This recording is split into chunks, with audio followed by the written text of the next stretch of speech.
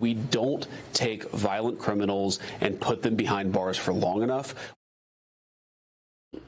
Tonight, only on CBS 17, we sat down one-on-one with Vice President JD Vance. He made a trip to North Carolina to talk about a lot of issues, including public safety and crime, like North Carolina lawmaker Irina Zarutska continues to be at the forefront of a lot of those discussions. Now, Washington correspondent Rashad Hudson joins us live tonight after speaking with the Vice President. Rashad, he tells you the administration is focused on improving enforcement. Angela, Rod, good evening to you. Vice President Vance told me in that one-on-one interview that law enforcement across the country needs to be more aggressive when it comes to arresting people for violent crime. Now, while he was here in North Carolina today, he made violent crime a central focus of his visit. He talked about the murder in Charlotte of Irina Zarutska. He also talked about how that suspect was diagnosed with several mental health disorders and was briefly institutionalized earlier this year.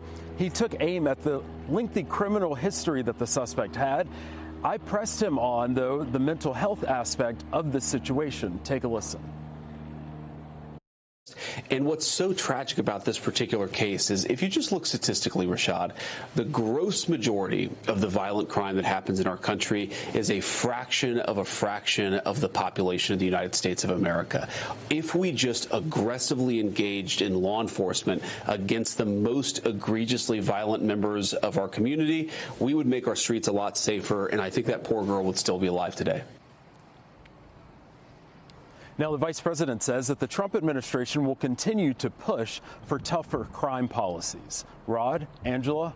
Rashad, we have a lot of impactful races coming up in the midterms, including the high-stakes Senate race here in our area. That includes our former Governor Roy Cooper and former RNC Chair Michael Whatley. But what that does not mean people are not thinking about 2028. So you asked the vice president about a possible run for president. What did he tell you? Yeah, he did start with that big Senate race that is happening here in North Carolina, but he said he wants to get through some of these primary elections before making a decision. In his words, he said if he does a good job, according to him, with the job that he has, he believes that the American people will reward him with the even bigger job. So he didn't come out and say yes, but he also didn't give a no.